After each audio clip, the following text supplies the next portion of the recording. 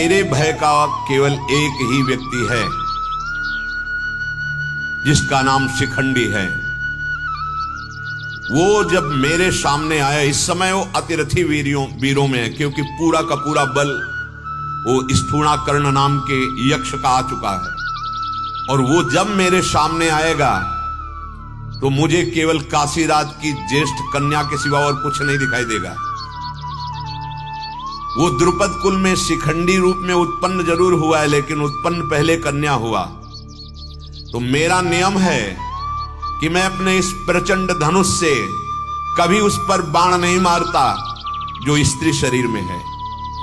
भूमंडल में मेरा ये दृढ़ नियम है कि कभी मैं स्त्री का वध नहीं करता, या स्त्री रहकर पुरुष हुआ हो उसका वध नहीं करता, या स्त्री की जैसी चाल ढाल और वेशभूषा वाणी हो उस पर मेरा अस्त्र नहीं चलता।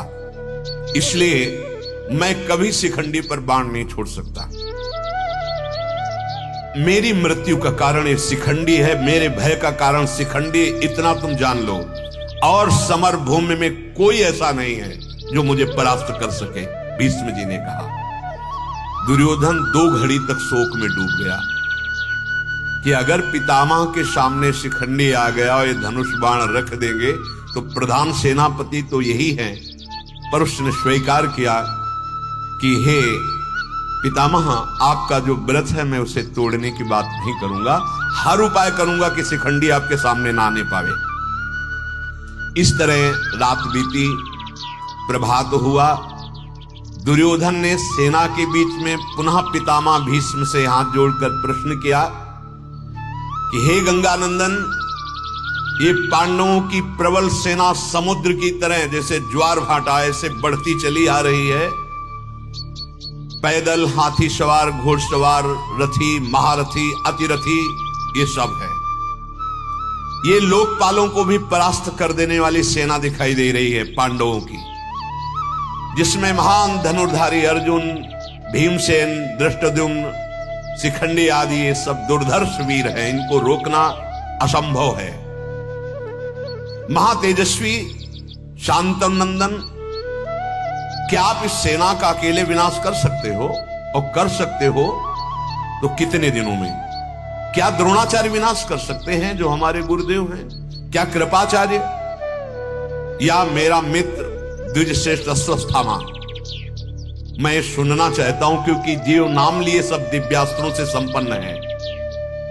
मैं जानना चाहता हूं, तभी मेरे में साहस आएगा। नहीं, पांडवों की 7 अक्षोणी सेना और इनकी 11 अक्षोणी, उनका प्रबल वेग देख करके दुर्योधन का हृदय कांप गया। भीष्म जी ने कहा, तुम जो पांडवों के पक्ष में पूछ रहे हो और हमसे कि कितने दिनों में संहार कर सकते हो, तो युद्ध में इस समय दोनों पक्षों में मैं बल से युक्त हूं, क्योंकि मेरे पास दिव्यास्त्र हैं। अस्त्र शस्त्रों का पूर्ण ज्ञाता हूं और भुजबल से भी मैं संपूर्ण हूं, नैष्ठिक ब्रह्मचारी हूं। मैं सत्य बोलता हूं। अगर मैं सरल भाव से युद्ध करूं तो चाहे कोई कितना बड़ा मायावी युद्ध वाला हो, मैं धर्मशास्त्र से सरल भाव से ही उसे परास्त कर सकता हूं। कठिन दिव्यास्त्रों का संधान करने की जरूरत नहीं पड़ेगी। मैं प्रतिदिन पांडवों की सेना का जो मेरे सामने भाग होगा, मैं स्वयं वध करूंगा। 10-10 हजार महारथियों को मारूंगा, अतिरथियों को मारूंगा, हाथी सवारों को मारूंगा, पैदलों को मारूंगा रोज, भीष्म जी ने कहा। इस तरह मैं उनकी सेना का, लाखों वीरों का संहार अस्त्रों के द्वारा करता हुआ 1 महीने में सारी सेना को नष्ट कर सकता हूं। भीष्म जी ने कहा, अकेले 1 महीने में पांडवों की सारी सेना को नष्ट कर सकता हूं। भीष्म जी का यह वचन सुनकर दुर्योधन ब्राह्मणों में श्रेष्ठ धनुर्धारी द्रोणाचार्य जी से पूछा, आचार्य, आप पांडव पक्ष का कितने दिन में विनाश कर सकते हैं? द्रोणाचार्य जी हंसते हुए बोले, अब तो मैं बूढ़ा हो गया हूं, मेरी प्राण शक्ति, शरीर शक्ति दोनों कमजोर हो गई है, पर मैं अपने दिव्यास्त्रों से पांडवों की विशाल वाहिनी सेना को शांतनु नंदन भीष्म के समान 1 महीने में नष्ट कर सकता हूं। मेरा दृढ़ विश्वास है अकेले मैं 1 महीने में पांडवों की सेना का विनाश कर सकता हूं। कृपाचार्य जी ने कहा मैं 2 महीने में विनाश कर सकता हूं अकेले। अश्वत्थामा ने कहा 10 दिन में विनाश कर सकता हूं। कर्ण ने कहा मैं 5 दिन में विनाश कर सकता हूं पांडवों की सेना का। भीष्म जी हंस पड़े और बोले बहुत बढ़ करके मत बोल, अर्जुन के सामने कई बार भागा है, 5 दिन में मार देगा तू।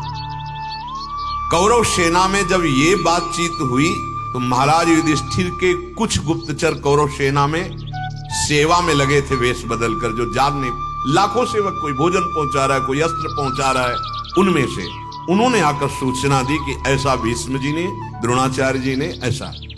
युधिष्ठिर जी सशंकित मन से जो गुप्तचर नियुक्त किए थे उनको जब पास में आकर बताते देखा कि मेरी सेना के संहार का ऐसा निर्णय, ये दुर्योधन दुर्बुद्धि क्या वास्तविक मेरी सेना का विनाश कर देगा, थोड़ा सा भयभीत से हुए युधिष्ठिर जी। दिव्यास्त्र धारी कर्ण 5 दिन में हो सकता है ऐसा। भगवान ने अपने प्रधान जनों को बुलाया और श्री कृष्णचंद्र जी ने और कहा युधिष्ठिर जी तुम्हारे मन में जो शंका है प्रश्न करो, तुम भयभीत क्यों हो रहे हो। युधिष्ठिर ने कहा अर्जुन तुम सुना, 5 दिन में कर्ण, 10 दिन में अश्वत्थामा, 2 महीने में कृपाचार्य, 1 महीने में द्रोणाचार्य, 1 महीने में भीष्म जी हमारी सेना का अकेले विनाश कर सकते हैं। निद्रा विजयी अर्जुन बहुत जोर से हंस पड़े और भगवान श्री कृष्ण की तरफ देखा और कहा निसंदेह इन योद्धाओं ने जो कहा है वो मिथ्या नहीं है, इनमें है सामर्थ्य, लेकिन आप शत्रु पक्ष का बल सुनकर भयभीत क्यों हो गए। तुम्हें संतापित नहीं होना चाहिए, सुनो मेरी बात। अर्जुन ने कहा भगवान श्री कृष्ण साक्षी है, पलक झपकते 11 क्षोणी सेना को भस्म कर दूंगा। दिन नहीं, महीना नहीं, भगवान श्री कृष्ण साक्षी हैं, पलक झपकते ऐसे करते पूरी कौरवों की सेना को नष्ट कर दूंगा। आप इतना भयभीत क्यों हो गए। ना वो वस्त्र का ज्ञान भीष्म पितामह को है, न द्रोणाचार्य को है, न कृपाचार्य को है, न अश्वत्थामा को, जो भगवान शिव ने सर्व विनाशकारी पाशुपतास्त्र हमें दिया है, पलक झपकते विश्व को भस्म कर सकता है। 11 क्षोणी सेना क्या है, पर हम साधारण बल के द्वारा इनको जीतेंगे, असाधारण दिव्यास्त्रों द्वारा इनको भस्म करके हमारी कोई बहादुरी नहीं होगी। किरात वेशधारी भगवान शिव से जो मुझे प्राप्त हुआ महास्त्र, वो प्रदर्शन का विषय नहीं, वो मेरे स्मरण करते ही आ जाएगा। प्रलय काल की अग्नि का रूप धारण करने वाले इन महान दिव्यास्त्रों पर विश्वास करो, आप भय का त्याग करो। अर्जुन जी ने युधिष्ठिर जी से कहा। गंगानंदन भीष्म, द्रोणाचार्य, कृपाचार्य, अश्वत्थामा और ये सूत पुत्र कर्ण, किसी की ताकत नहीं कि मेरे दिव्यास्त्रों को सह सके, क्योंकि पता ही नहीं है इन अस्त्रों का। ऐसे अर्जुन जी ने वचन बोले। परंतु मैं दिव्यास्त्रों के द्वारा इनको नहीं मारूंगा, साधारण अस्त्रों से सरलता पूर्वक युद्ध करके ही विजय प्राप्त करूंगा। शिखंडी, सात्यकी, द्रुपद कुमार, धृष्टद्युम्न, भीमसेन, नकुल, सहदेव, युधामन्यु, उत्तमौजा, विराट, द्रुपद, ये सब द्रोणाचार्य के समान महावीर हैं, आपको डरने की जरूरत नहीं। महाबली घटोत्कच ऐसा पराक्रम से संपन्न कि अकेले सेना को समेट सकता है, आप भयभीत क्यों हो रहे हैं। उसका पुत्र अंजन पर्वा, संग्राम कुशल, सात्यकी, ये सब अपने पक्ष में हैं। अभिमन्यु अकेले, इतना शिक्षित भगवान श्री कृष्ण का भांजा, और आपका ही परिवार है, आप उसके बल की तरफ तो देखिए। 9 किशोर होते ही अकेले पूरी सेना से टक्कर ले सकता है, आप भयभीत क्यों हो रहे हैं। द्रौपदी के 5 पुत्र और 3 लोगों का संहार करने की सामर्थ्य रखने वाले हमारे श्री कृष्ण साथ हैं, आप भयभीत क्यों हो रहे हैं। इंद्र के समान तेजस्वी महाराज, आपकी भी सामर्थ्य, केवल संकल्प कीजिए सेना भस्म हो जाएगी। युधिष्ठिर जी से कह रहे हैं आपको तनिक भी शोक करने की आवश्यकता नहीं है। वीर कौरव पांडव सब अपनी सेना को संभालकर परम पवित्र तपोभूमि कुरुक्षेत्र में पहुंचे। जब ये देखा संजय ने कि दोनों आमने सामने होने जा रहे तो धृतराष्ट्र से कहा युद्ध भयानक होने जा रहा। तो उन्होंने कहा मैं देख तो पाऊंगा नहीं, मुझे सुनने की ये प्रबल इच्छा है। तो भगवान व्यास देव जी के द्वारा संजय जी को दिव्य दृष्टि मिली। ऐसे वहीं बैठे बैठे खुले नेत्रों से पूरा युद्ध देखकर वर्णन करते हैं। पांडव और कौरव दोनों पक्ष के योद्धा कुरुक्षेत्र में आमने सामने हो गए। वहां वेदाध्ययन विप्रों द्वारा स्वस्ति वाचन कराया जा रहा है। जम्बू द्वीप के जितने भूमंडल के 9 युवक थे वो रह नहीं गए वहां, सब युद्ध क्षेत्र में सेनाएं, बड़ा कोलाहल युद्ध भूमि में हो रहा है। युधिष्ठिर की सेना सवारियां, किसी को उत्तम भोजन, किसी को कवच, किसी को बाण, ऐसे कोलाहल मचा हुआ लेते देते। कुंती पुत्र अर्जुन कपिध्वज में भगवान महाबली हनुमान जी महाराज विराजमान हुए। कितना बड़ा पावर, ध्वजा में बैठकर चिघाड़ते थे। बड़े बड़े वीरों के हृदय भयभीत हो जाते थे। और रथ के अग्रभाग पर स्वयं जगदीश्वर भगवान श्री कृष्ण सारथी के रूप में बैठे और अर्जुन रथी। पांडव सेना की विरुद्ध व्यूह रचना किए हुए दुर्योधन 10,000 हाथियों से घिरा हुआ विशाल गजराज पर श्वेत छत्र तना हुआ है। दुर्योधन का सब अभिनंदन कर रहे हैं कौरव पक्ष के। बड़ी प्रसन्नता हो रही है। भेरियां बजने लगी, शंख बजने लगे। अभी आमने सामने दोनों दल विराजमान हैं। सब एक दूसरे को देख रहे, सब परिचय वाले ही, कोई बैरी नहीं है। पर ये मेरा नाम प्रदीप मारुतिराव अपटेट, मैं लातूर महाराष्ट्र में रहता हूँ। मैंने एक दिन टीवी पे माई 11 सर्कल का ऐड देखा। आप रोज 1 रुपए में 1 करोड़ जीत सकते हैं। मैंने रोज 1-1 रुपए में अपनी टीम बनाना शुरू कर दिया। अचानक से मेरे फ़ोन पे मैसेज आया कि मैं 1 करोड़ जीत गया हूँ। मुझे तो विश्वास ही नहीं हुआ। जीत की राशि तुरंत ही मेरे बैंक अकाउंट में ट्रांसफ़र हो गई। माई 11 सर्कल ऐप बहुत ही मज़ेदार ऐप है और इस पे तो मैं अब रोज़ाना खेलने लगा हूँ। मैं तो जीत गया, अब है आपकी बारी। माई 11 सर्कल ऐप डाउनलोड कीजिए, अपनी टीम बनाए और खेलना शुरू कीजिए। इस गेम में वित्तीय जोखिम की संभावना शामिल है और इसकी लत लग सकती है। कृपया जिम्मेदारी से और अपने जोखिम पर खेलें।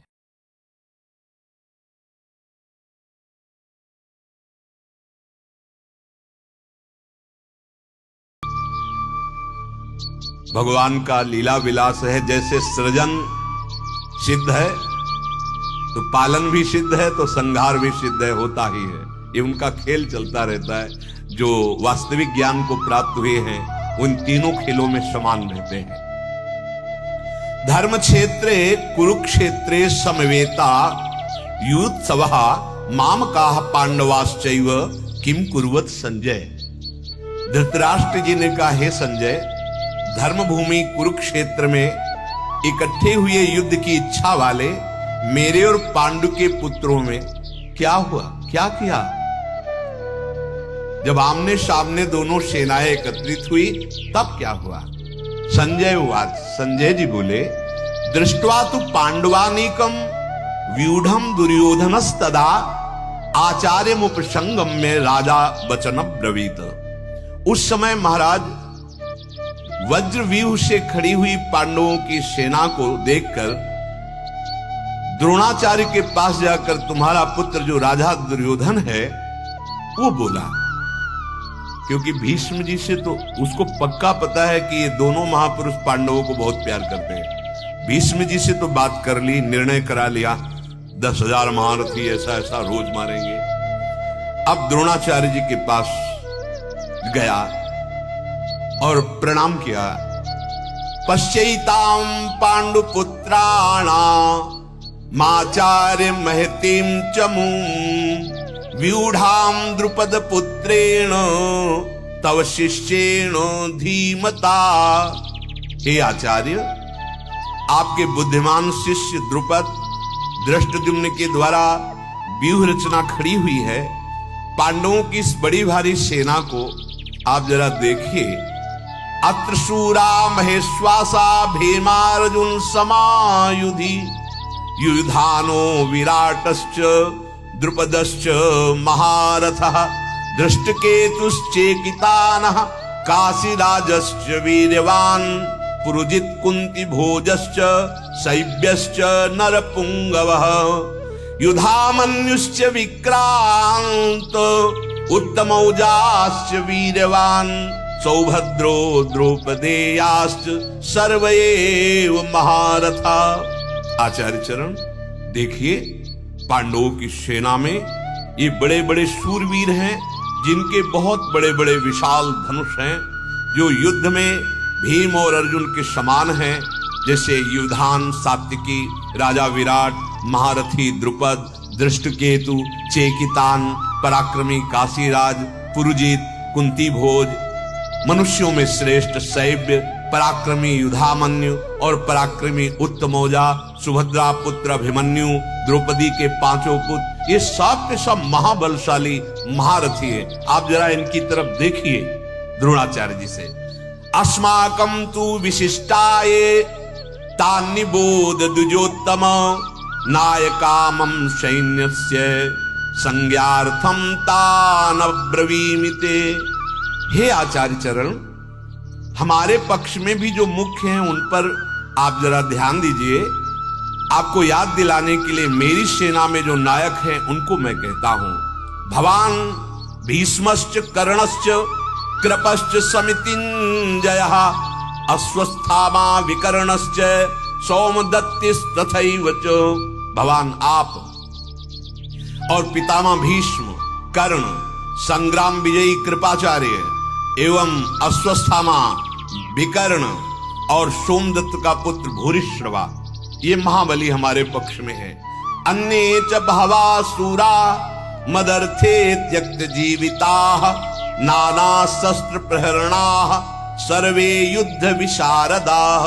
इसके अतिरिक्त बहुत से सूरवीर जिन्होंने मेरे लिए अपने जीने की इच्छा का भी त्याग कर दिया है और जो अनेक प्रकार के अस्त्र शस्त्रों को चलाने वाले हैं, सब के सब युद्ध कला में अत्यंत चतुर हैं। अपर्याप्तम तदस्माकं बलम भीष्माभिरक्षितम पर्याप्तम त्विदि मेतेषाम बलम भीमाभिरक्षितम। हमारी यह सेना पांडवों पर विजय करने में अपर्याप्त है। हमारी वो सेना पांडवों पर विजय करने में अपर्याप्त है, असमर्थ है, क्योंकि उसके संरक्षक उभय पक्षपाती भीष्म हैं। केवल हम ही से प्यार नहीं करते, पांडवों से भी करते हैं, परंतु इन पांडवों की ये सेना हम पर विजय करने में पर्याप्त है क्योंकि इनके संरक्षक निज सेनापति और निज पक्षपाती भीम है, महाबली। वो किसी का पक्षपात नहीं। भीष्म है हमारे मुखिया, पर ये पक्षपाती हैं, पांडवों से प्यार करते हैं, इसलिए मुझे संशय है।